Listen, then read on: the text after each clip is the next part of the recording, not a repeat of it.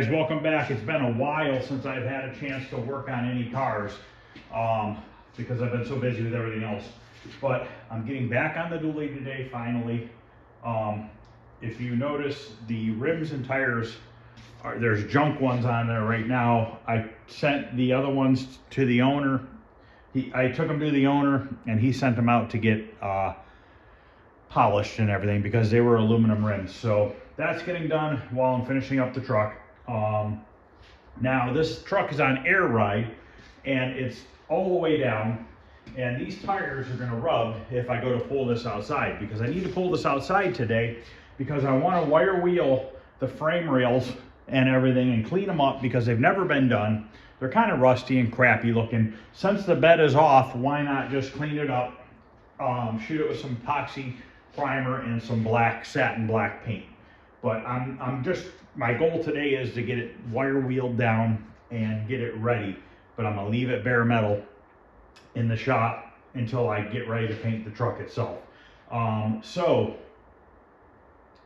what I'm gonna try to do here, which I've never messed with air ride before because it's just nothing I'm interested in messing with or having or dealing with.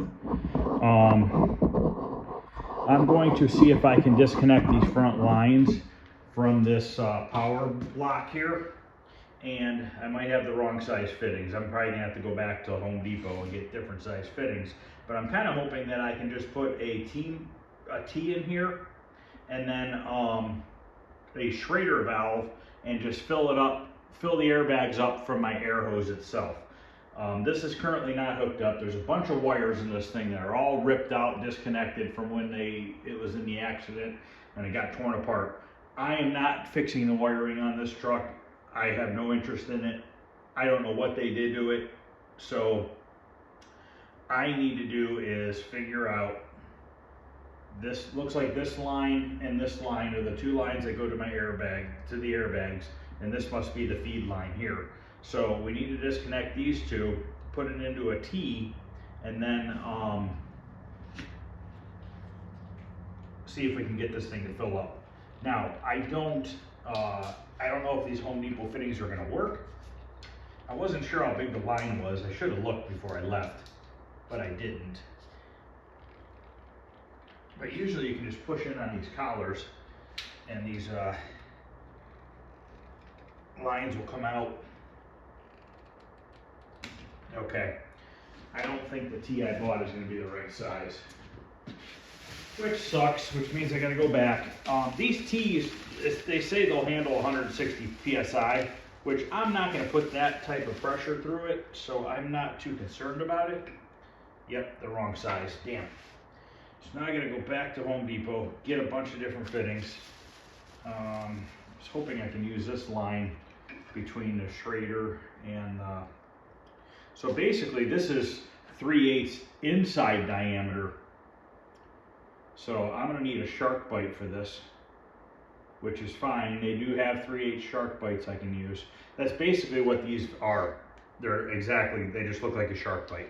So I need a 3/8 shark bite T, and then I need to get it down into this Schrader valve size, which is 1/8 inch pipe thread, or not pipe thread, MP or whatever it is.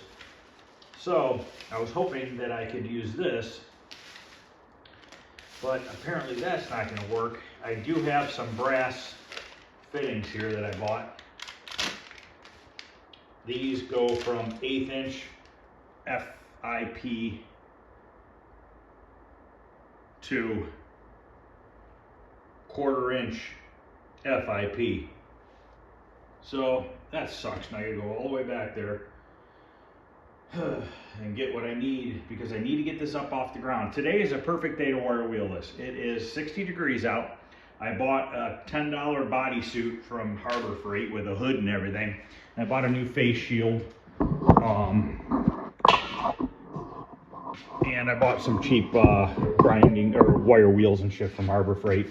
I don't waste a lot of money on that stuff because like this bodysuit, after I get done, I'm gonna be so filthy, I'm just gonna throw it in the garbage. $10. $10 saves me from being completely filthy. I got a new face shield because these wire wheels like to throw off the strands of wire. But I just bought this kit. It was like 12 bucks at Harbor Freight. It came with 2 of these and 2 of these cup wheels. It's all we need to do.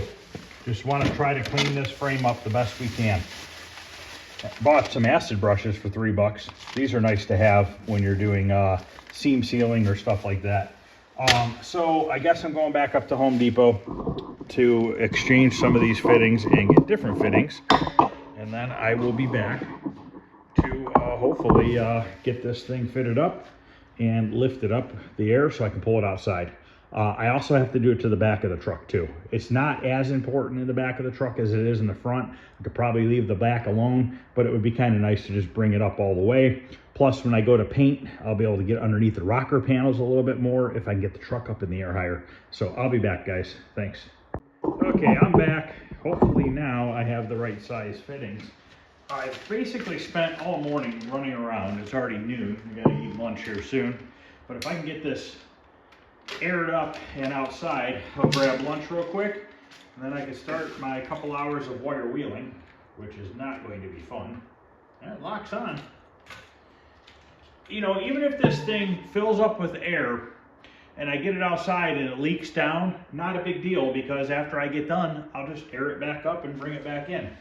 So it's not a huge concern of mine. I gotta get something to push these down. I should have bought that stupid tool. I wonder if I have one here for pecs. I don't have one but in here, but a pair of channel locks should probably work. I just need to push down on that collar so I can get this hose out.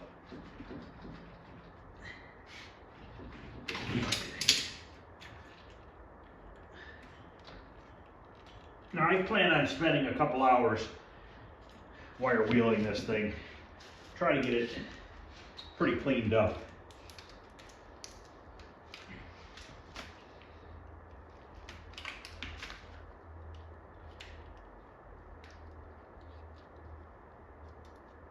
I wonder if this tells me how much pressure. 100 psi for this clear line. But like I said, I don't see a reason to put 100 psi into this. Then I bought a barbed fitting. I'll have to go grab a hose clamp that we can shove in here. And then the other parts, which is the Schrader valve, an adapter, and then this adapter. So what I need to do is Teflon tape all these, slide it on here, clamp it down, and we should be good to go to see if these front airbags are going to air up. So I'm going to go turn the compressor on. I'm going to go grab some Teflon tape and a clamp, and we'll get this put on and we'll air it up and see what happens. I'm leaving this on the truck when it leaves here because I'm not hooking this stuff back up. They're going to do all that. I just need to be able to air this thing up in order to get it onto the trailer as well. So let me go grab a couple things and we'll get these put together and see if it'll air up.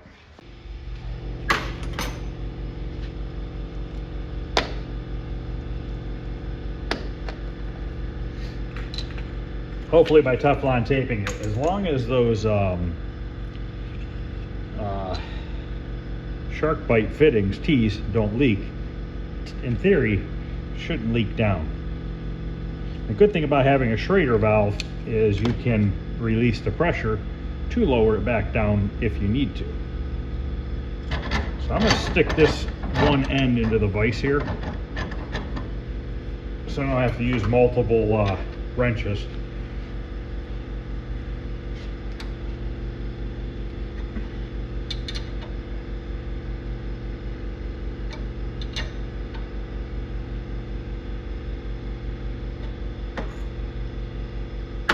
Heard a weird noise. What the hell that was?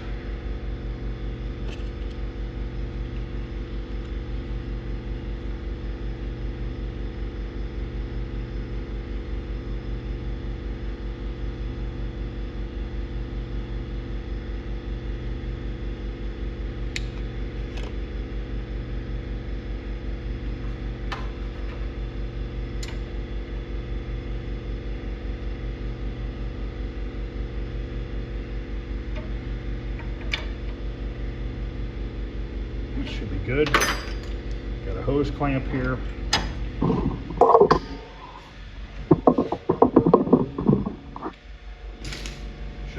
smaller size clamp, but that's all right.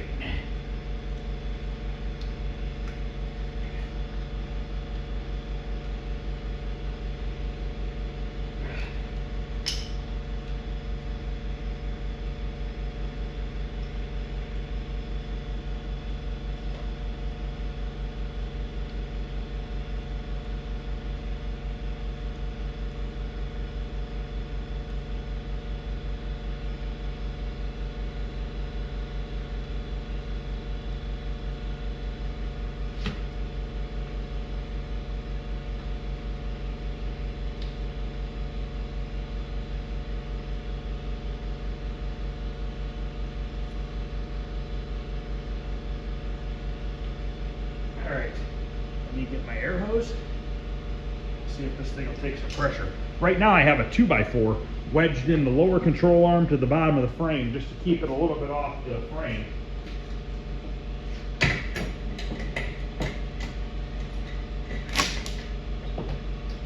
I'm going to use my tire gauge thing here so I do not overinflate it. I don't think that little piece of plastic line there probably can handle more than 100 psi, but I'm not going to risk it. And I believe the shark bite fittings can handle up to 160. All right. See what we got here.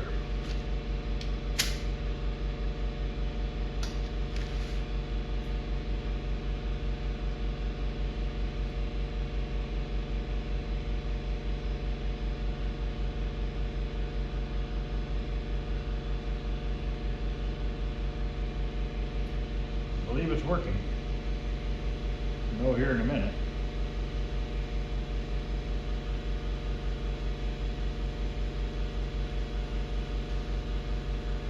Maybe not. I'm pushing it in hard enough. It's kind of a hard thing to hold on to.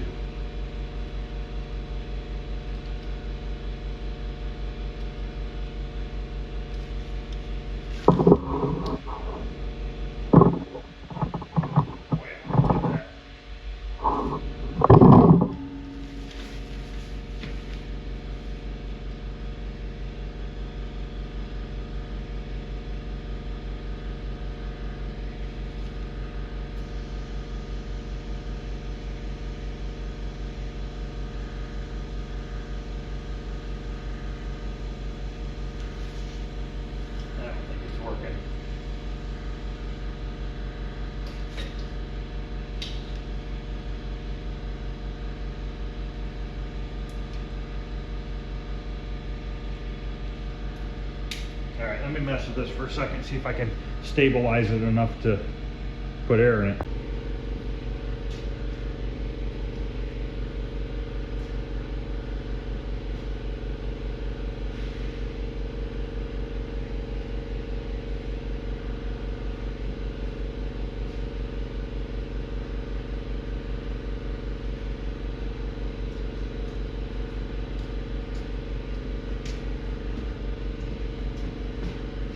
Okay, I had the wrong end. This goes to the tank in the back. I need this hose here. And then hopefully it'll fill. Not leak. Super bad. Let's try this regular one.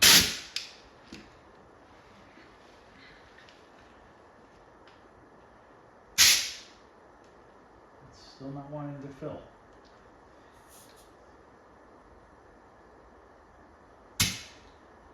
What's the deal here?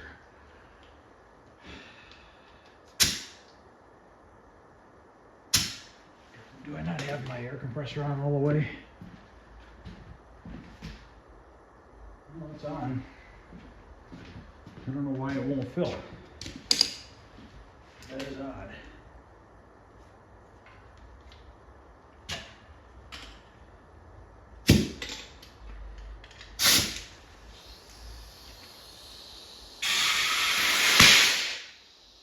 Yep, blew the fitting apart there.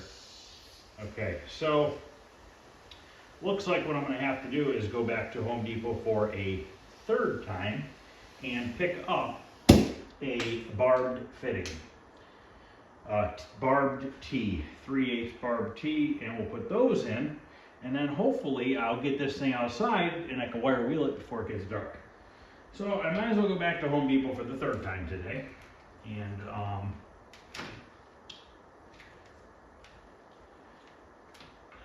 grab lunch. Let me just make sure, let me blow some air into this line here. Yep, okay, so the airbags are definitely, that one works. Let's make sure this one works.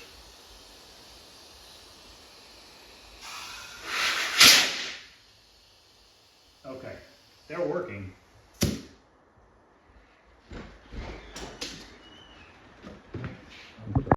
Okay, I am back for the third time. Now, I could not find a 3/8 brass barbed fitting. I can only find it in plastic, which makes me a little nervous because plastic is not going to hold as much PSI as a brass fitting would hold. But we'll just take it slow and see what happens. I just don't want it to explode in my face. But if we can just get this up enough so that if you look right here, you can see, because these are not the right size tires, they're bigger, and it's rubbing right here. So we got to get this raised up in the air for me to get this out of the building so that I can finally get the wire wheeling done.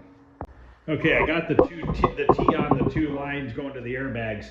I had to heat it a little bit with the torch, the line, just for like a split second, just to heat it up enough so that I can slide the barbed fitting inside. So now I got to hook up this last fitting, and I think we are going to be okay.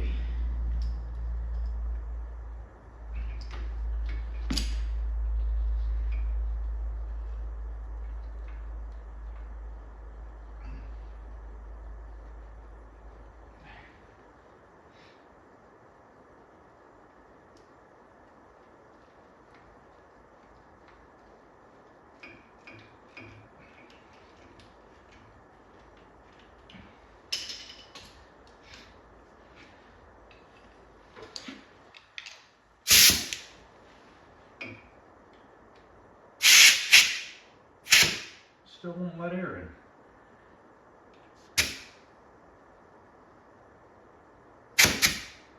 It's like this Schrader valve is messed up. I don't understand it.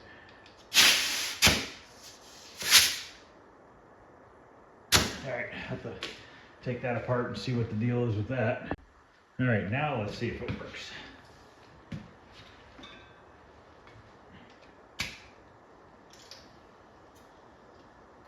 I took the Schrader valve out, put it back in. And it just will not work.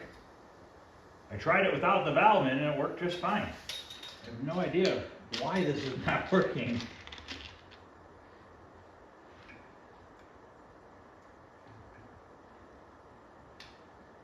It's very, very odd.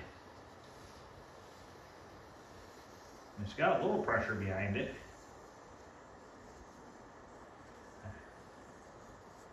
Guess I'll try a new valve. See if it just came with a bad valve. Try one of these new ones.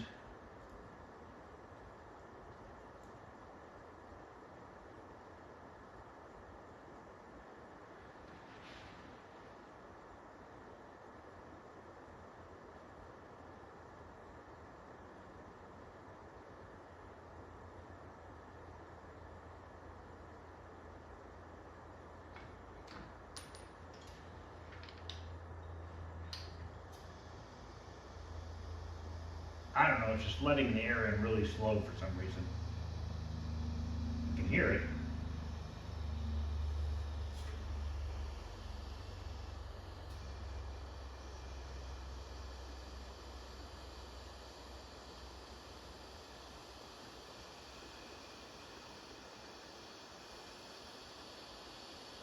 It's going up.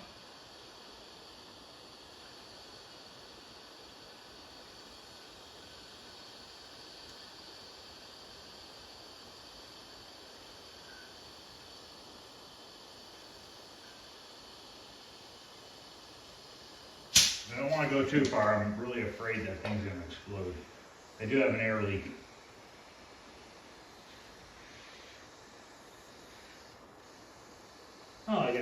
cracked fitting. Remember before I said I heard that crack sound? That fitting cracked. So let me change that fitting and then we should be good. Okay, I'm at 90 pounds. I'm afraid to go any higher with that plastic. So I'm gonna leave it there because if you look on the firewall here, before that was touching, and now we got plenty of room here. So we should be okay. I gotta be a little careful on that side with the fender. And I'm not gonna do a ton of videoing of me wire wheeling. I just kinda wanna show you how I'm gonna try to clean it up a little bit. Fortunately, I can't do the back right now because the fitting is cracked, and I am not going back to Home Depot today for a 4th time. But it cracked. Let me see if I can find the crack. Right along, thought I saw it. Must have closed up when I took it off. Right here. Right along where they stamped in this LF 4 times in a row, it cracked right along the F. It's like they stamped the F too deep into the brass and weakened it, and as soon as I tightened it a little bit, it cracked. So, all right, let me get this outside and then we'll go from there.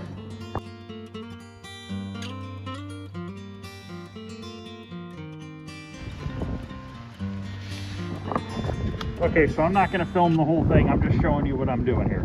As you can see, I'm cleaning off all the debris and everything that's loose and getting quite a bit of the rust off. Am I gonna get all the rust off? No. I'm gonna use a rust converter spray once I get all this cleaned up, and then I will put a black epoxy primer over that for the finished coating that I'm going to put on this rear frame section. So I'm going to spend the next couple hours, get this whole back cleaned up, jack it up, get underneath it, and get the whole bottom cleaned up. I only have a couple cans of rust converter right now, so I don't know if it's going to be enough, but I'm definitely going to hit it as much as I can. So what I'm going to do is I'll come back later and show you how it turns out.